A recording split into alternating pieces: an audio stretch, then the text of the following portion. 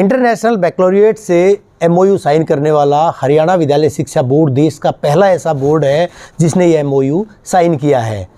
Hi tech तकनीक के मामले में चाहे बात करें या गुणवत्ता प्रबंधन के मामले में बात करें, नए कीर्तिमान हरियाणा विद्यालय शिक्षा बोर्ड ने स्थापित किए हैं, कायम किए हैं। हरियाणा विद्यालय शिक्षा बोर्ड के एक डेलीगेशन ने अभी फ़िलहाल 2 रोज़ पहले गुजरात बोर्ड का दौरा किया था, गुजरात राज्य का दौरा किया था और एक गुजरात मॉडल की चर्चाएं अक्सर होती रहती हैं। किस तरह का गुजरात मॉडल है और किस तरह से उसको हरियाणा में भी इम्प्लीमेंट किया जाएगा या हरियाणा के जो प्रयोग थे उनको किस तरह से गुजरात में लिया गया है, वो तमाम चीज़ें चर्चा करने के लिए 2 बोर्ड के उच्च अधिकारी मेरे साथ हैं। बोर्ड अध्यक्ष डॉक्टर वीपी यादव जी और बोर्ड सचिव सुश्री ज्योति मित्तल जी, दोनों से बात करें। सर, पहला सवाल आपसे, एक डेलीगेशन गया था, कितने सदस्य थे और किस तरह से चर्चा हुई थी, किस तरह से विमर्श? नहीं, हाल में ही जब देखिए हरियाणा विद्यालय शिक्षा बोर्ड और बाकी आपस में सभी बोर्ड जो बेस्ट प्रैक्टिसेस हैं किसी भी बोर्ड के, उनको स्टडी करने में विश्वास रखता है और हमारा यह प्रयास रहता है कि जो बेस्ट प्रैक्टिसेस अलग अलग बोर्ड्स में हैं उनको अपनाया जाए। तो हमारी बोर्ड के सेक्रेटरी ज्योति मित्तल जी, हम और कुछ और डेलीगेट मेंबर्स, हम लोग 5 लोगों का डेलीगेशन गया था वहाँ पे। तो हमने वहाँ पर उनके बेस्ट प्रैक्टिसेस देखे, वहाँ कौन कौन से टेक्नोलॉजिकल इंटरवेंशंस हैं मैनेजमेंट के बोर्ड के, उनके बारे में स्टडी किया। और एक विशेष तौर पर जो हमें अच्छा सिस्टम लगा कि NEP को उन्होंने इम्प्लीमेंट करना शुरू किया है।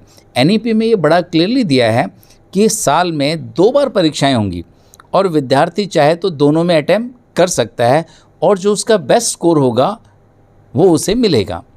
तो ये डिसाइड किया गया है हरियाणा विद्यालय शिक्षा बोर्ड में कि आने वाले समय में 10वीं कक्षा के अंदर साइंस और मैथमेटिक्स की परीक्षाएं जो पास हुए कैंडिडेट वो भी दोबारा दे सकेंगे। यानी इम्प्रूवमेंट के तौर पर ये माना जा सकता है? आप कह सकते हैं, उसको इम्प्रूवमेंट कह सकते हैं। कई बार बच्चे क्या है कि पास हो जाते हैं फिर वो छोड़ देते हैं। अगर वो चाहें तो सारे सब्जेक्ट्स के भी दे पाएंगे, ऐसा भी हम प्रावधान करने जा रहे हैं। सर, ऐसा प्रोविजन तो अभी भी है कि अंक सुधार के लिए परीक्षाएं आप बोर्ड की जो है जुलाई में, सितंबर के महीने में इस तरह से 2-3 बार परीक्षाएं होती हैं। एक वार्षिक परीक्षा, उसके बाद जुलाई के महीने में परीक्षा, सितंबर के महीने में परीक्षा, ये परीक्षाएं तो चलती रहती हैं। अलग क्या है उस परीक्षा में? अलग ये रहेगा, देखिए अगर कोई स्टूडेंट, अभी तो हम 2 विषय तो मिनिमम कह रहे हैं और हो सकता है उसके अंदर पूर्णतः 100% उसको अगर एग्जामिनेशन दे के दोबारा अपना स्कोर बेटर करना चाहे तो वो कर सकेगा।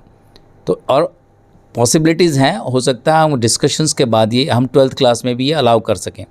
अगर हमने 12th में भी अलाउ करेंगे तो बच्चों को फिर एक एडवांटेज मिल जाता है, चाहे वो CUT में बैठते हैं 50% वेटेज उनको मिलती है अपने मार्क्स की जो स्कोर करते हैं, 50% जो टेस्ट देते हैं उसके स्कोर की है।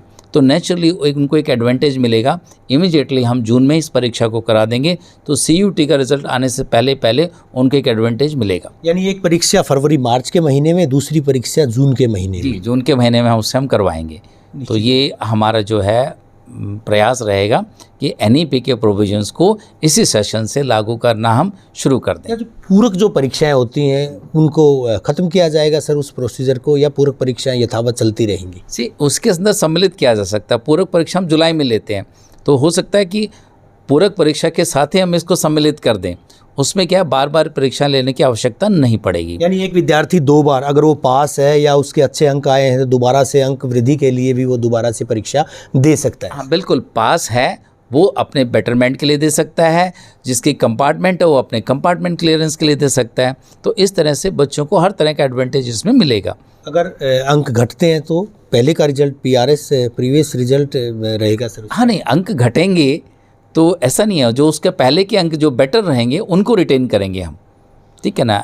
तो इस तरह का प्रोविज़न रहेगा। मैडम, ये नया प्रोविज़न किया गया है, इससे इतर अगर बात करें और क्या क्या नई चीज़ें, नई बातें वहाँ पर डिस्कस की गई थी? देखिए, किसी भी सिस्टम को अगर आप समझते हैं तो कुछ ना कुछ अच्छा है जो आपको वहाँ से मिल जाता है।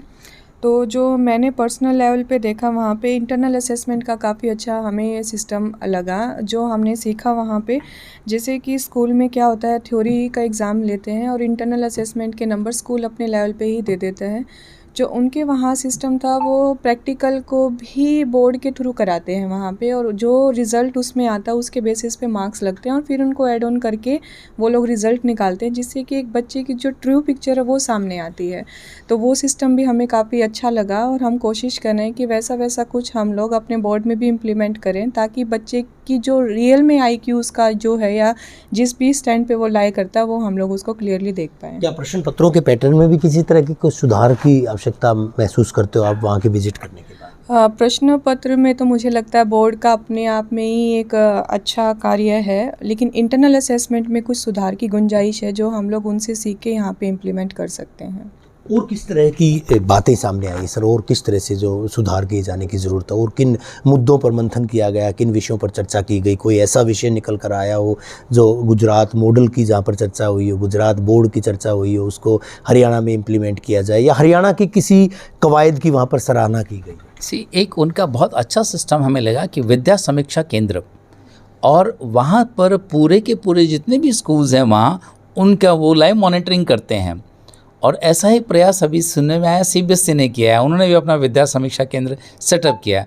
आने वाले समय में हरियाणा विद्यालय शिक्षा बोर्ड का भी ये प्रयास रहेगा कि अपने यहाँ पर एक विद्या समीक्षा केंद्र सेटअप किया जाए और टेक्नोलॉजी इंटरवेंशन के साथ एक एक स्कूल के क्लासरूम में पहुंचकर वहाँ की स्टडी मेथोडोलॉजी, पेडागोजी को स्टडी किया जाए और क्या क्या इम्प्रूवमेंट हम वहाँ ला सकते हैं इसके बारे में सजेशन दिया जाए, ताकि टीचर की क्वालिटी को भी असेस किया, टीचिंग की क्वालिटी को भी असेस किया जाए और जो है इम्प्रूवमेंट मेथोडोलॉजीज़ को अडॉप्ट करते हुए वहाँ का सारा सिस्टम को रिवैम्प किया जाए। फिलहाल हरियाणा विद्यालय शिक्षा बोर्ड को या किसी भी बोर्ड को महज और महज परीक्षा के लिए मूल्यांकन का एक तरह से एक प्लेटफॉर्म समझा जाता है कि एग्जामिनिंग बोर्ड ही है। आपने बताया कि समीक्षा केंद्र खोल करके स्कूलों में विजिट की जाएगी या स्कूलों की ऑनलाइन शेयर करते हैं। हर साल ये कॉन्फ्रेंस होता है, इसमें खास तौर पर चेयरमैन और सेक्रेटरीज। गुजरात का एक नाम है गुजरात मॉडल, जो गुजरात मॉडल ऐसे भी सिर्फ गुजरात बोर्ड का ही नहीं, गुजरात के अंदर मोदी जी ने ऐसे ऐसे उपक्रम जैसे बाइसेक हम गए तो टेक्नोलॉजी किसी चीज़ की मैपिंग करनी हो तो वहाँ पर, लेकिन हमारा उद्देश्य गुजरात बोर्ड को स्टडी करना और वो हमने उनके कुछ बेस्ट प्रैक्टिसेस वहाँ पर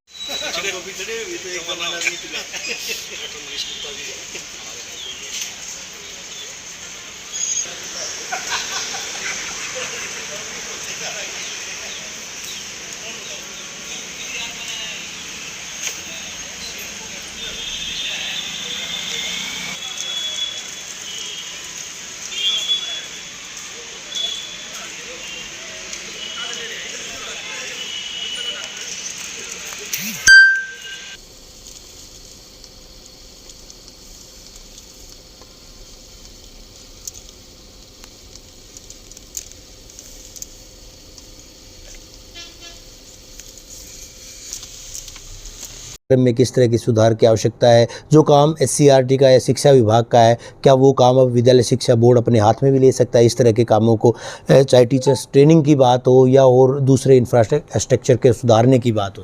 जी, आप देखेंगे अगर बोर्ड के एक्ट में बड़ा क्लियरली मेंशन किया हुआ है कि स्कूल के अंदर ऑन एग्जामिनेशन इवैल्यूएशन ही नहीं, लेकिन जो भी काम स्कूल के अंदर क्वालिटी सिस्टम इम्प्रूवमेंट के लिए आवश्यक है वो सब के सब कार्य बोर्ड कर सकता है। तो ये अथॉरिटी हमें बोर्ड के एक्ट में है और उसके लिए जो भी बन पड़ेगा, जिस तरह की technical intervention, monitoring, quality improvement, जो भी प्रोसेस की आवश्यकता पड़ेगी, चाहे वो टीचर्स ट्रेनिंग का, हमारे यहाँ टीचर्स होम ऑलरेडी बना हुआ है और आने वाले समय में मैं यही नहीं कहना चाहूँगी कि सिर्फ मात्र प्रदेश में, लेकिन देश के अंदर हरियाणा विद्यालय शिक्षा बोर्ड अपने ट्रेनिंग प्रोसेसेस और सिस्टम के लिए जाना जाएगा, जहां पर राष्ट्रीय स्तर नहीं अंतर्राष्ट्रीय की टीचर्स की ट्रेनिंग होगी। तो ये तमाम चीज़ें गुजरात में डिस्कस हुई थी? नहीं, ये ट्रेनिंग को हमेशा मेरा अपना भी डोमेन रहा है। मैं CBSE का रिसोर्स पर्सन रहा हूँ और NEP 20 के अंदर कंटिन्यूस प्रोफेशनल डेवलपमेंट की बात कही गई है और NEP 2020 को लागू करने के लिए बोर्ड भी एक तरह से प्रतिबद्धता है बोर्ड की कि वो करेगा ऐसे। और टीचर्स कंटिन्यूस प्रोफेशनल डेवलपमेंट से CBSE करती है ट्रेनिंग्स, उसका डोमेन है, हमारा भी डोमेन ट्रेनिंग है।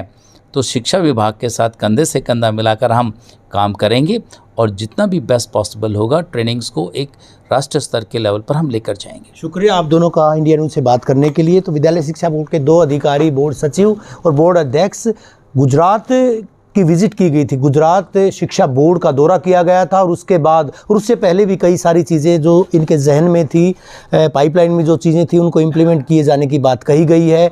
चाहे असाइनमेंट सिस्टम जो जिस तरह से एक मूल्यांकन किया जाता है, आंतरिक मूल्यांकन किया जाता है, इंटरनल असेसमेंट की बात आती है, उसको सुधारने की बात हो, टीचर्स ट्रेनिंग की बात हो, गुणवत्ता लाए जाने की बात की जाए, या फिर NEP 2020 को लागू किए जाने की कड़ी में एक अहम जो चीज़ सामने आई है 2 बार परीक्षाएं, और 2 बार परीक्षाओं को जो है यहाँ भी इम्प्लीमेंट किया जाएगा। हरियाणा विद्यालय शिक्षा बोर्ड के अधिकारियों का कहना है, इंडिया न्यूज़ हरियाणा की मार्फत ये बात कही गई है। एक्सक्लूसिव जानकारी हम आपको दे रहे हैं कि अब आगे से जो है 2 बार परीक्षाएं विद्यालय शिक्षा बोर्ड आयोजित करवाएगा। वीडियो जर्नलिस्ट सुमित अवस्थी के साथ रवि जांगड़ा, इंडिया न्यूज़ हरियाणा।